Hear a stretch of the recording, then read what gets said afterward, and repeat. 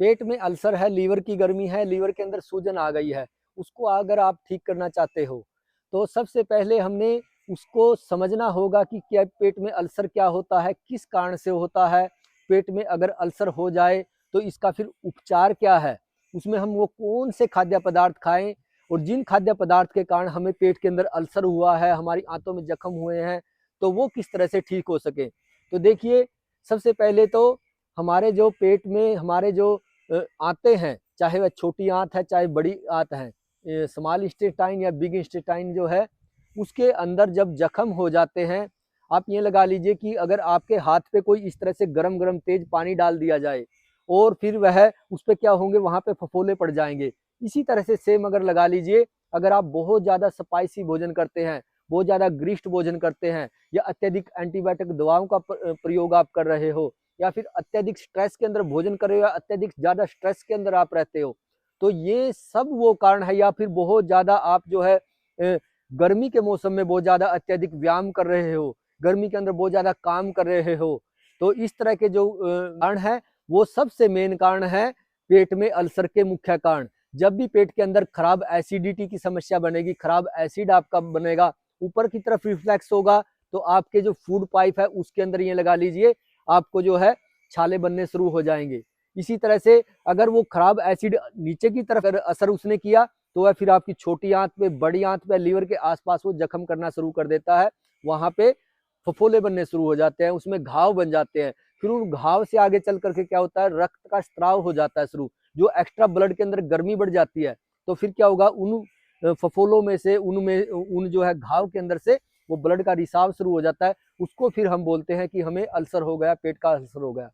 उस समय उसके लक्षण क्या होते हैं, हर समय तनाव में रहने शुरू हो जाओगे, हर समय चिंता रहेगी, कभी भी ब्लीडिंग शुरू हो सकती है, इंटरनल ब्लीडिंग आपको, तो इस तरह की समस्याएं इसमें रहती हैं।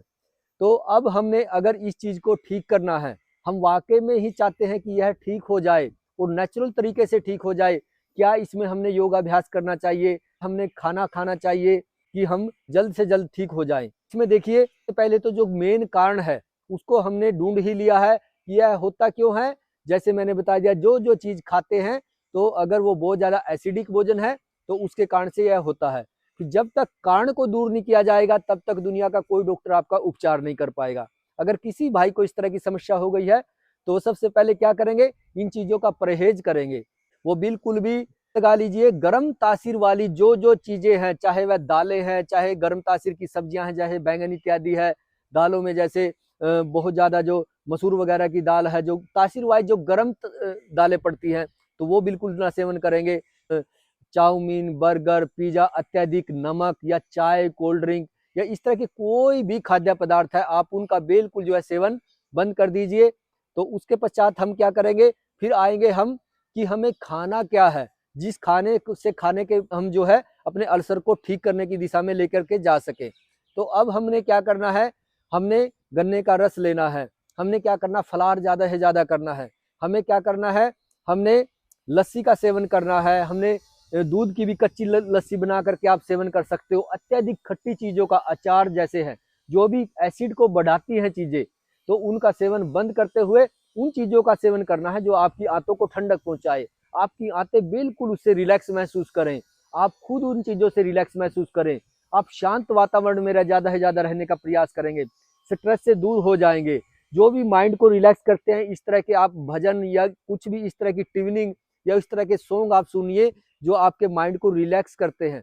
इसी तरह से फिर आप जो भी तासीर वाली ठंडी चीजें, जैसे ठंडाई है, गन्ने का रस है, लस्सी है, दूध की बनी हुई कच्ची लस्सी है, तो इस तरह की जो चीजें हैं उनका ज्यादा से ज्यादा सेवन कर दीजिए, फलाहार ज्यादा लीजिए, अनाज की संख्या घटा दीजिए।